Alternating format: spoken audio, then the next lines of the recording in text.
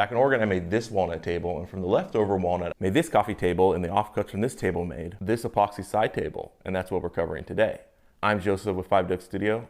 This is going to be a pretty short video, so let's just get into it. Get yourself some leftover scrap wood. Oh boy, leftovers. Then start gluing them up. Like I said in the intro, this side table is being made out of scrap wood from a coffee table I made.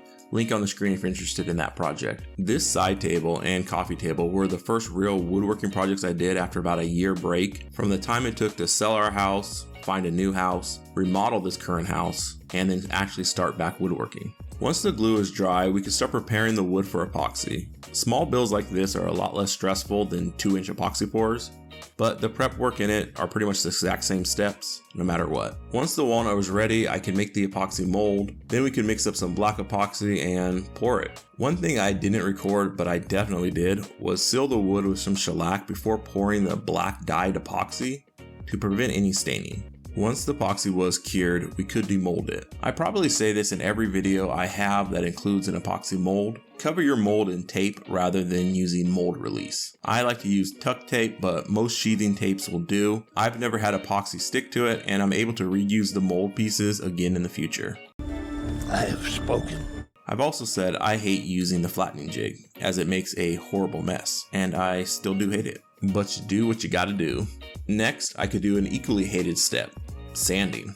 Off camera, I made a template for this table and used my jigsaw table thing to cut as close as I could to the template. The wife or I wanted a side table that was in the shape of a chair seat apparently. Honestly, I don't know who decided on this design. It was you! Like I was saying, somebody with a great eye for design must have designed this table. Next, I used a flush trim bit with a bearing to copy the template shape. Once the side table was cut to look like a chair seat, I broke out a 60-degree bevel bit, taking multiple passes and adding a nice little chamfer to the bottom of the side table. Then it was time to sand and clean off any dust and oil on the side table. I thought it would be a cute idea to engrave a little something for the wife on this table. Back in Oregon, I carved our initials in this tree in our former backyard, and I thought it would be nice to bring that memory back here in this side table, as it was small enough to fit in my laser. Back in Oregon, we had a laser side hustle business. If you want to see any of that, you can go to our Facebook page and look at our old pictures. The finish we're using today is Rubio Monocoat,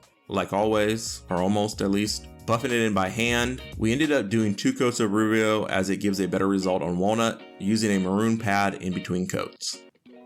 For the legs, we bought some cheapest legs on Amazon to match the coffee table, sanded them down, primed and painted them black, and spray painted the hardware black. Then we attached them. We don't like these legs really for this table. The legs work for the coffee table, but in the future I would like to get some time, hopefully, to address these legs and make something better. But for now, these will have to do.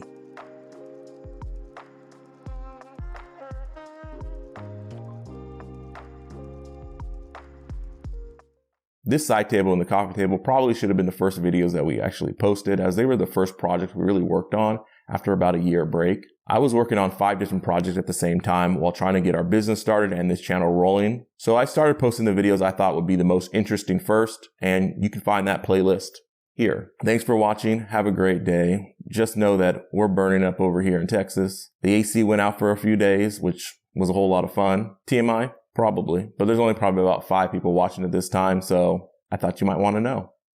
Now, go give the glory to him.